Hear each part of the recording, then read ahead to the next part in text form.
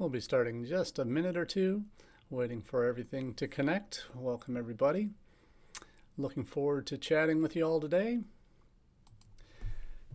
Good morning, good afternoon, good evening, wherever you are in the world. Thank you for joining me for this week's edition of the SMIE Consulting Midweek Roundup. I'm your host, Marty Bennett, and over the next half hour, we're going to be answering 3 questions we've been hearing from international educators over the last week or so. First up, how connected is the world today? Second, can agents always be trusted? And third, are international students being used as political pawns? Those are the 3 questions we'll be tackling today on the Midweek Roundup. For those that aren't familiar with the Roundup, welcome. If this is your first time. To those that have been subscribing to our podcast or watching us live here on Facebook, we've also expanded the galaxy of where you can catch this live event each Wednesday at 1 p.m. Eastern to our Facebook page, our YouTube channel, our Twitter feed for SMIE Consulting, as well as on LinkedIn for Marty Bennett.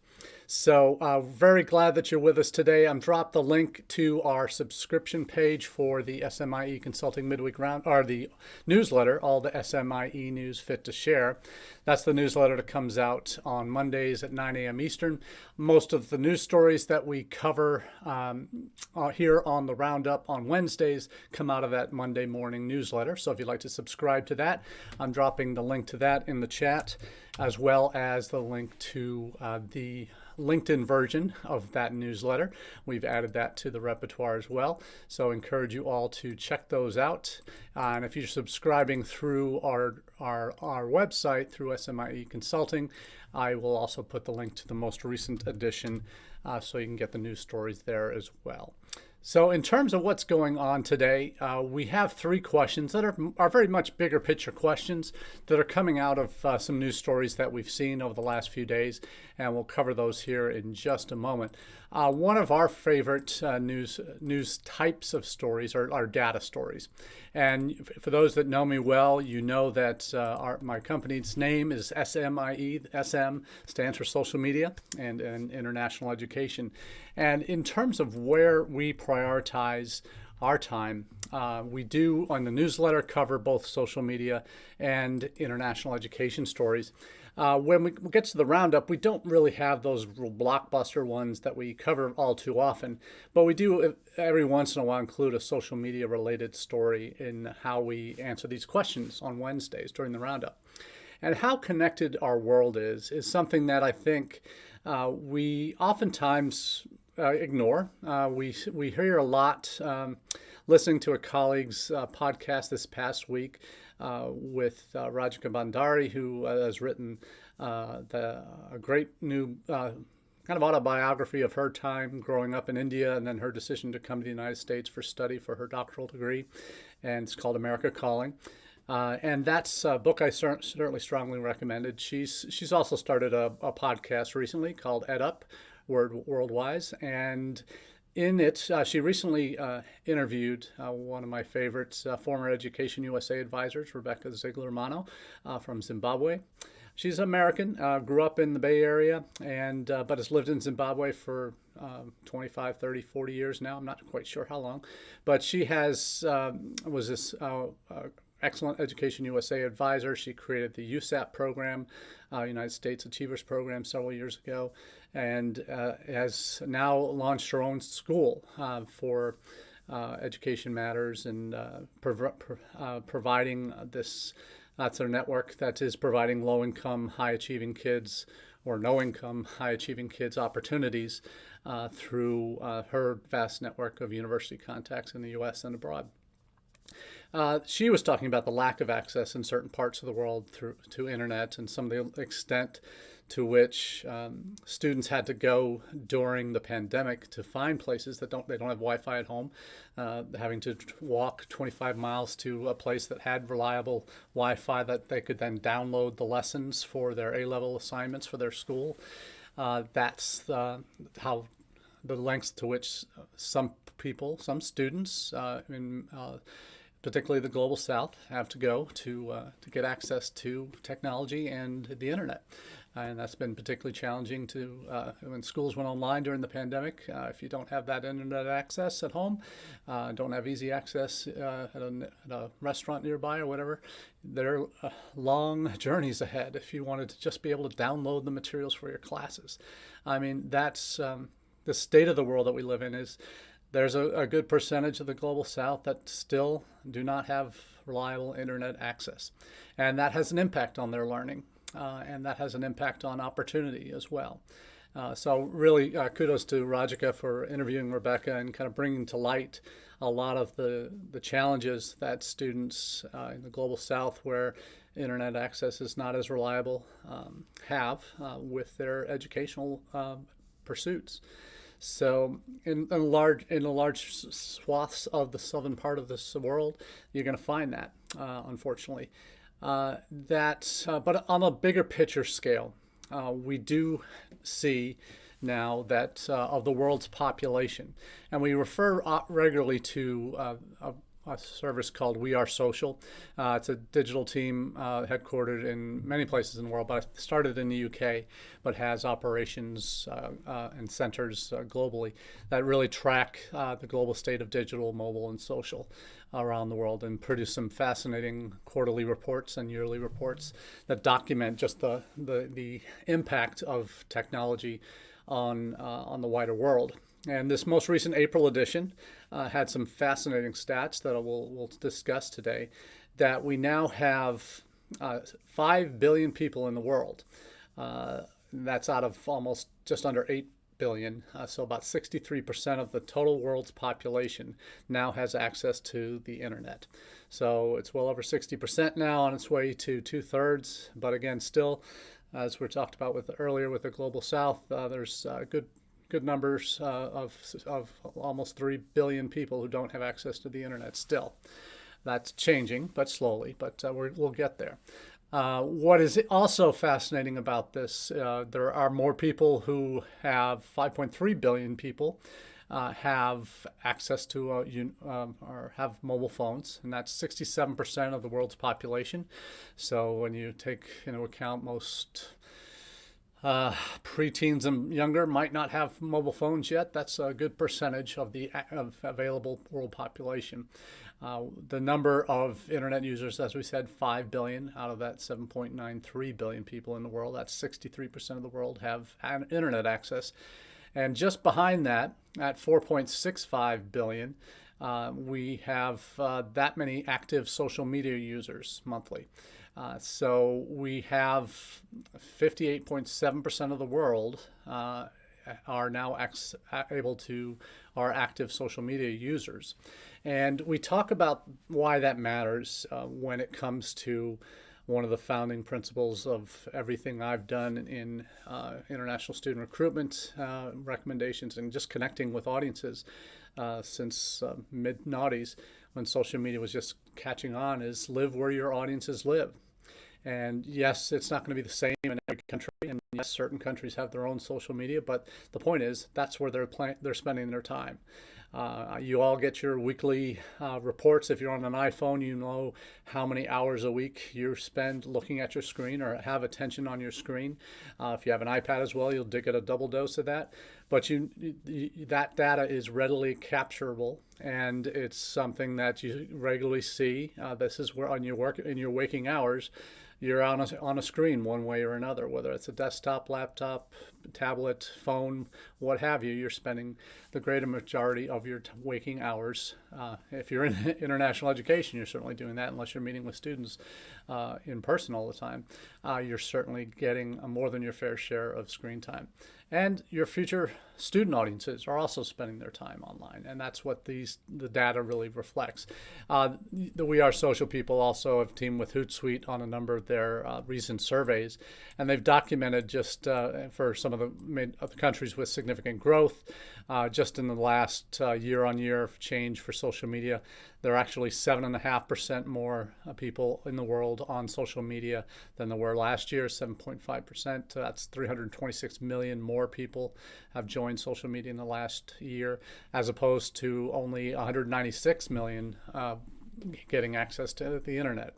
So you see some very fascinating data in here, and growth of internet users over time, amount of use that students, that folks are having on social media and internet use, where that's going. The average is almost 7 hours a day, is the amount of time everybody spends on the internet every day. So you see that has decreased a little bit in the last year, but you also see one of the unconnected populations, and we're talking about the global South again, where the largest percentage of population that are unconnected. You look at India. That's 743 million people in India still do not have internet access. So that's 53% of the population. So the majority in India are still unable to connect. China still has a substantial chunk. They've got a billion internet users right now, but 28% of their country still not. That's 400 million people. Pakistan, 63% of their population are not connected either. Bangladesh, 68% of their population are not connected. Nigeria, 49% of their population is not connected to the internet. Ethiopia, 75%. So you really see some dramatic numbers here. But for those that are online, when we looked at those social media numbers, those 4.65 billion people that are regular social media users, if you look at just it's even a more significant percentage when I talked about live where your audience lives on social media, they're living there. When it looks at just age 13 and up, that's kind of the minimum threshold for most social media accounts. You have to be 13. That number increases the percentage of the world population that is on social media to 75% of the eligible age population is using social media right now. So having that presence on social media certainly makes a significant difference. And in terms of the social media audience, in terms of the gender balance, we're talking a significant percent are more heavily leaning women to men. So women tend to use the internet more than men do. And that has an impact in who you're accessing in using social media. So we have just some great data from the team at We Are Social. And as we do with each of these reports, we put the links to them in the chat section. So some great links, and that's already in there. So I do encourage you to check that out. Some really useful content there as you look to drill down even to country level data. You're going to find a lot of that through the We Are Social report. So definitely a good resource to keep bookmarked, and certainly if you follow our newsletter, you subscribe to that, you're going to get that regularly in your inbox on Mondays or on your LinkedIn profile. So since we just launched that newsletter in the last, I think this is the third or fourth edition. We just started at the beginning of April, and we've already, thankfully, been able to rank up about 550 subscribers through that.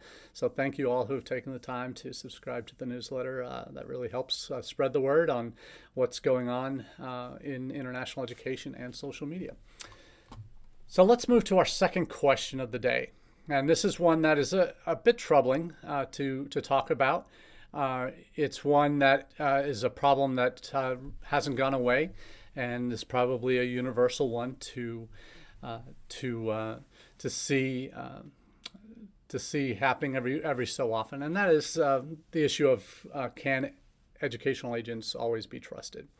And there are always going to be bad actors, and if this is not unique to the international education profession, certainly every profession has their own standards now, accrediting bodies and certification bodies and that type of thing.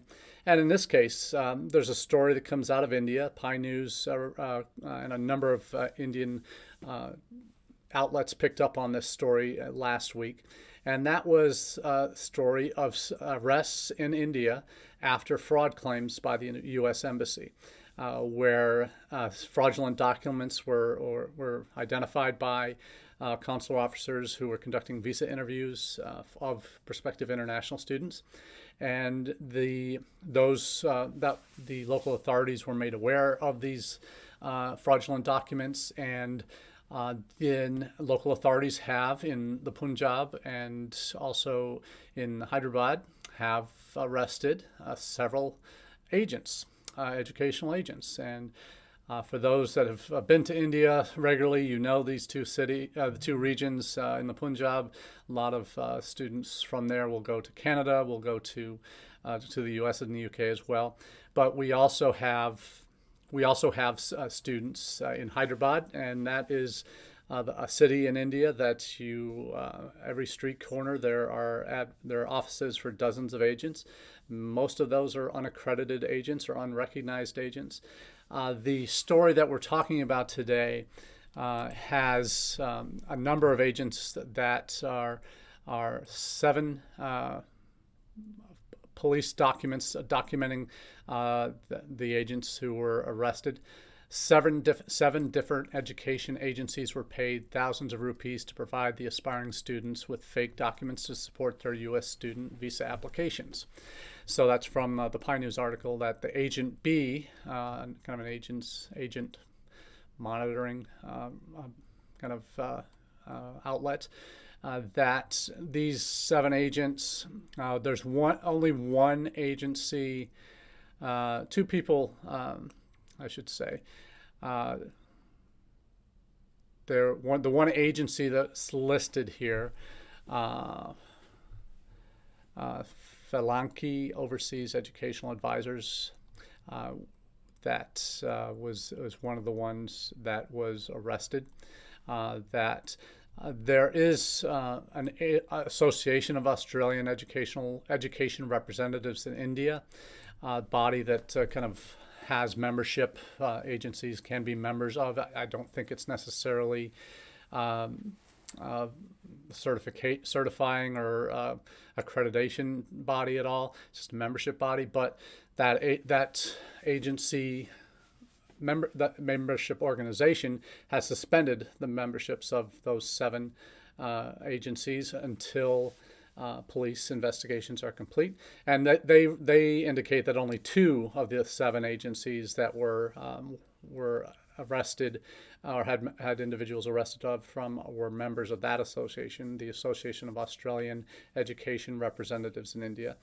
There are also ARC in the U.S., American International Recruitment Council, has a certification process, and now they're going through a complaint process with 3 of their agencies that are ARC certified agencies. So there are some concerns amongst U.S. colleges, I would think, who are wondering if any of their ARC certified agencies are included in this. That will be something that ARC will certainly hopefully conduct a thorough and efficient and effective analysis of what's been going on against these with these certified agencies that they've already vouched for. And that will raise some red flags. And unfortunately, it happens every so often. Every 3, 4, 5, 6, 7 years, there'll be stories like this that will pop up.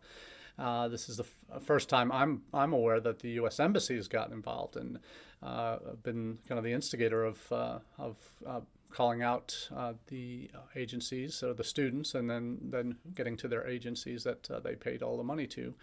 Interesting that it's the agencies themselves who accepted the money from the parents to supply the documents are the ones that are being arrested, the individuals that are responsible for that, either the owners or just the actual employees that produce the fake documents. We're not sure who those people are or what level in the companies that they work for are, but we know that 2 of the Australian agents group in India, 3 of ARC's certified agents in India are under the cosh here. They're under investigation, and they're going through the relevant complaint processes and reviews, and that ARC's process is something that has to be done on the ground, and investigations will have to happen. And the Australian group has already said that they will soon be training its members on ways to verify the documents. And I don't know if that necessarily answers this question, because the the agents were the ones that produced the fraudulent documents in the first place. That is the real question on how these situations get resolved. And I'm sure AIRC has made clear that their process is confidential until their findings are released. And certainly AIRC member institutions certainly want to be made aware of what those decisions are as soon as possible, because of the impact it could have on their students if they're associated with an agency that has now been convicted or found guilty of or to have violated AIRC certifications. There's going to be contracts that are voided at many institutions from whom the agencies, these particular three agencies, if it turns out to be that they are guilty. So it's very sad that this is happening, but it does happen every so often. And it highlights, I think, more than anything else, just how vigilant we all need to be with regard to the agency selection process. There is no silver bullet that's going to guarantee you, okay, everybody you're dealing with is above board and beyond reproach. It's going to have a lot to do with how well you manage those relationships, and how it highlights the need of kind of not watchdog bodies, but certainly certification bodies, the role that they have to play now in making sure that the truth comes to light in what these agencies' conduct has been. The fees for getting certified by AIRC are not cheap, tend to be $10,000 or more for the site visits that need to happen and the review process that needs to take place. So there's a lot that goes on with AIRC certification, and these are folks that the ones that are caught can, unfortunately, they can pay the money to get certified and cook the books or whatever it takes before to get that certification. But then if they are bad actors, they're going to get found out eventually. And that's the process. And it's always been the concern on how well individual institutions can monitor that when they don't have physical presence in those countries. They might make the rare trip, and certainly the red carpet would get rolled out for them, because the agents certainly don't want to not impress their clients. So we see a lot of potential for that certainly gives ammunition to those that have always thought that agents are the devil and the worst thing going. But the reality is they are an important way that universities in many countries, UK, Canada, Australia, New Zealand, have recruited students for years.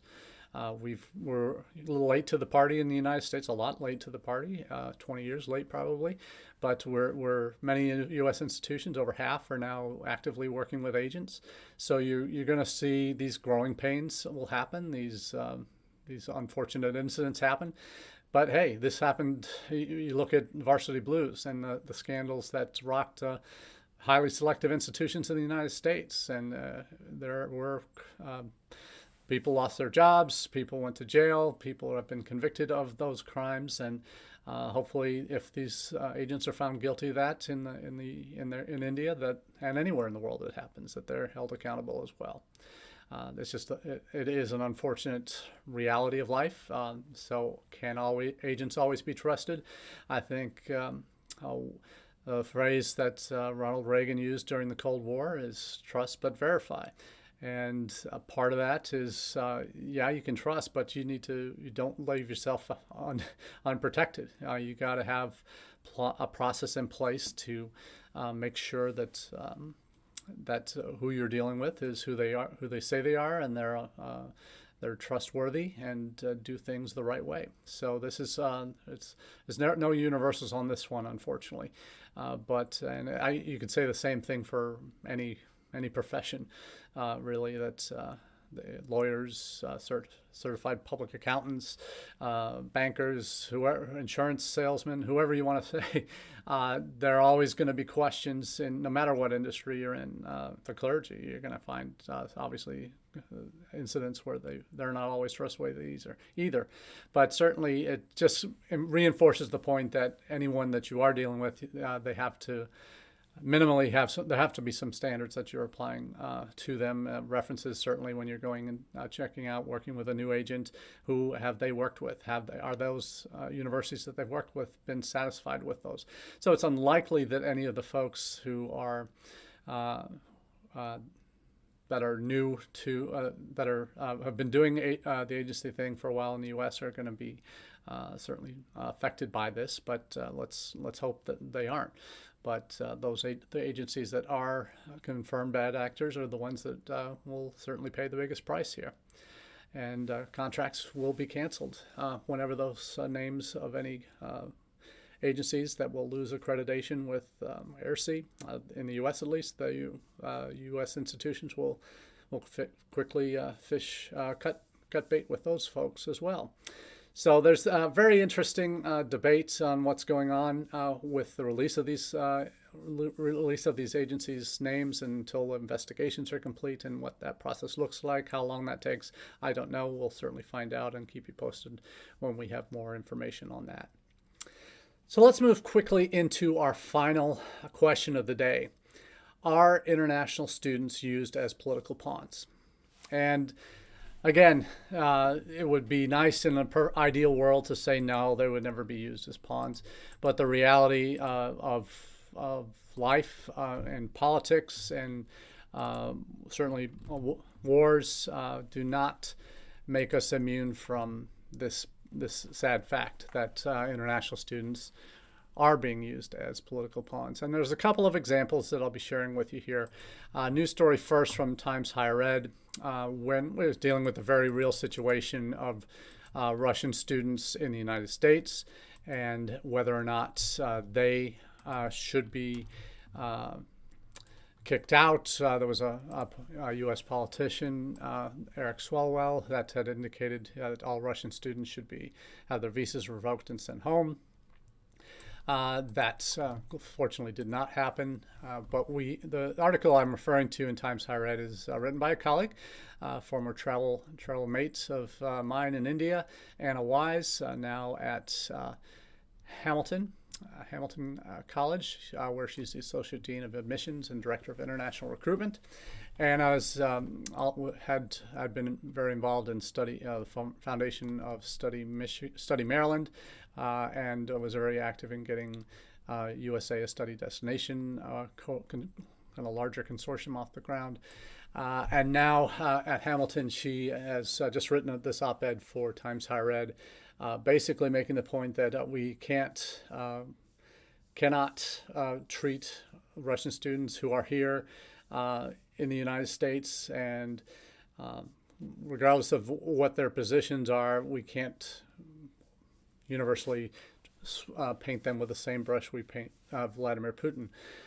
So individual students are here studying in the U.S. They're probably worried for of their safety a little bit because about how they feel about the war. They're probably not ones who are going to be the allies of Putin in any respect. They came to the West for a reason. And that Russian and Belarusian students that are in the United States that are worried that they might be not granted admissions. And certainly for prospective students, we had a couple news stories about that a little while ago on our newsletter, because they are frankly in a tough spot. Russian students are, because they don't really have access to visas in their country. And this is before the war started, that Russian students had to go to Armenia, Romania, and I think Kazakhstan were the three countries where they could go for U.S. visa appointments, because the U.S. Embassy has cut all non-immigrant visa services in their embassies and consulates in Russia before the war started, several months before. So now they're already in a tough spot trying to get a visa, but it's only by getting to those countries, which has made particularly troublesome these days. And who knows when the war might be done in the Ukraine, but not anytime soon, it looks like. But certainly their travel to other countries is limited. Certainly not to Romania right now. There are no flights going anywhere into Europe, and certainly Armenia, maybe to Kazakhstan they can get there through land crossings, but certainly chances are Russian students are not going to be able to get visas anyway unless they're already living in other countries and not coming direct from Russia. I think the same would go for Belarusian students, but they can oftentimes get to Lithuania for visa appointments in Vilnius, but there may be some challenges there ahead too. But in terms of are they being used as political pawns? We shouldn't be using them that way. What you have seen in another country, and this is coming out of India and China, two stories that basically demonstrate the tit for tat that's going on between India and China right now. For those that have been paying attention to, certainly our newsletter's been keeping you abreast of all the apps that are getting banned in India that are from China. I think there's over 50 different apps, Chinese apps, maybe 200 apps last time I checked.